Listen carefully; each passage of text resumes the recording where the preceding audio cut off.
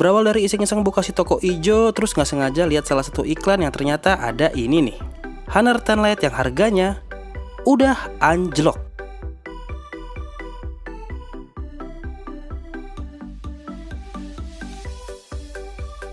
Oke, selamat datang di Gadgetainment, masih sama gua Divi. Seperti yang gue bilang di intro tadi ya, gue menemukan harga smartphone dari Honor 10 Lite yang udah anjlok banget. Dari harga pas rilis sekitar 2,8 juta, sekarang jadi cuma 1,5 sampai 1,6 jutaan. Buat yang nyari HP baru tapi harganya miring, udah pasti ini masuk wishlist nih. Tapi emangnya HP ini bagus? Well, kalau dilihat dari luar sih, HP ini punya kesan premium banget nih. Form factor bodinya kalau dipegang termasuk yang tipis. Meskipun tipis, pinggiran back covernya ini punya kedua sisi yang melengkung ya, jadi enak banget pas dipegang di tangan. Berasa ngikutin bentuk tangan kita gitu. Warnanya juga termasuk unik nih, gradasi antara silver dan biru gitu. Seger aja ngelihatnya. Fingerprintnya ada dan masih konvensional ya, bentuknya lingkaran bulat dan letaknya di belakang, tepatnya di samping modul kameranya. Oh ya, modul kameranya juga masih standar nih ya, nggak ada housing yang ngebungkus jadi satu frame kayak HP-HP zaman sekarang. Tapi justru gue pribadi malah suka ngelihatnya, bersih aja gitu. Secara keseluruhan, desainnya ini masuk kategori bagus dan unik menurut gue. Nggak sampai situ aja, feels premium ternyata masih ke bawah sampai ke urusan layarnya. Secara spesifikasi, desainnya memang nggak ada yang spesial sih. Dimensinya 6,2 inch, berjenis IPS LCD, 16 juta warna, resolusinya 1080x2340 pixel alias Full HD+, dengan kerapatan pixel mencapai 415 pixel per inch. Ini tuh formula untuk smartphone keluaran tahun 2018 sampai 2019 awal ya. Nggak ada HDR+, apalagi DCI-P3. Tapi untuk urusan multimedia ini masih masuk kategori bagus loh. Reproduksi warna yang dihasilin bagus, viewing angle-nya juga lumayan luas, plus layar 6,2 inch-nya hampir full screen. Gue bilang hampir karena masih ada model kamera dew drop di tengah kayak gini. Tapi nggak apa-apa, nggak berasa ngeganggu kok. Untuk sensitivitas layarnya, diajak swipe-swipe dan navigasi masih lancar, nggak ada masalah, cukup responsif. Layarnya juga mendukung sentuhan sampai maksimal 10 jari ya. Oh ya, ada yang ketinggalan juga nih, layarnya ini dari pertama kali buka boxnya udah dilapisi sama anti gores bawaan. Hal kecil yang sebenarnya jadi poin lebih buat calon user yang mau beli HP ini. Sejauh ini ekspektasi buat HP ini masih bagus ya. Gimana kalau urusan performanya? Untuk urusan dapur pacu, ini masuk kelasnya ada di mid-range ya. Prosesornya yang dipakai buatan dari si saudaranya pakai High Silicon Kirin 710. Arsitekturnya 12 nanometer, octa-core 2,2 GHz, dan juga disupport dengan dukungan GPU dari Mali G51MP4. RAM-nya 4 GB, ROM-nya 64 GB, pakai UI dari Huawei dan Honor, MIUI 9.1, dan berjalan di atas Android 9 Pie. Spesifikasinya untuk tahun 2020 menurut gue ya so-so lah ya. Kirin 710 masih enak kok kalau dibuat diajak harian. Buka tutup aplikasi masih oke, multitasking juga masih sanggup, aplikasi stabil, jarang force close, paling agak berasa ngos-ngosan aja sih kalau dipakai buat ngegame yang agak berat. Sebagai contoh, gue coba tes geber main PUBG Mobile, grafisnya hanya mentok di settingan high aja. Untuk gameplaynya agak sedikit keteteran pas ngerender grafisnya. Sentuhan jari sih oke lah ya, masih ngikutin jari dan gak ada masalah.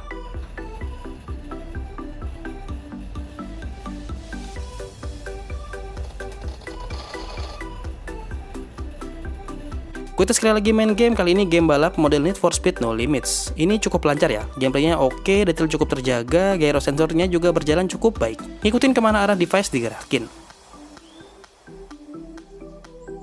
Overall, chipset Kirin 710 di Honor 10 Lite ini menurut gue cukup aja ya, nggak kenceng banget dan nggak lemot juga. Ya di tengah-tengah lah. Untuk komputasi harian sih nggak ada masalah ya. MIUI 9.1 yang jadi user interface di HP ini kayaknya sukses bikin si Honor 10 Lite ini jadi ringan dan gegas.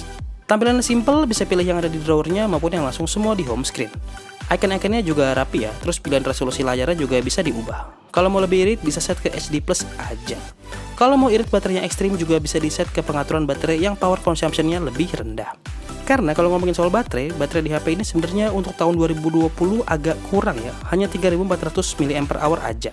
Dan juga untuk pengisian dayanya belum support fast charging alias cuma 5 volt 2 ampere. Gue saranin pakai HP ini nggak untuk aktivitas yang terlalu heavy banget, biar baterainya awet. Dan yang terakhir, gue akan coba bahas sedikit sektor kameranya. HP ini punya total kamera ada 3 ya, 2 di belakang, masing-masing 13 megapiksel dan 2 megapiksel lensa depth sensor, dan kamera selfie-nya yang punya ukuran 24 megapiksel. Untuk fitur kameranya ini terbilang lengkap ya, fitur-fitur utama tetap ada, night mode juga ada, plus masih ada lagi pilihan tambahan kalau kita buka bagian more-nya. Tapi ada satu hal yang menurut gue ini agak ngebingungin nih. Kalau kita mau ubah size rasio fotonya, itu resolusi fotonya di sini ikut berubah. Sebagai contoh, kalian bisa lihat sendiri nih ya, 13 megapikselnya hanya hidup di rasio 4:3. Kalau ganti ke rasio 1:1, resolusinya berubah jadi ke 10 megapiksel. Dan kalau diubah lagi ke resolusi full screen, resolusinya makin kecil nih, jadi ke 8 megapiksel aja. Nah, kalau misalnya kita hidupin AI kamera di bagian atas, resolusinya juga ikut berubah ke 8 megapiksel. Sesuatu yang menurut gue agak nggak biasa ya, dimana kompetitor lain bisa leluasa gonta-ganti size rasio, tanpa ngurangin resolusi di kameranya. Ya, mungkin Anda punya pertimbangan sendiri buat hal yang satu ini. Untuk hasil foto dan videonya bisa dilihat langsung di sini.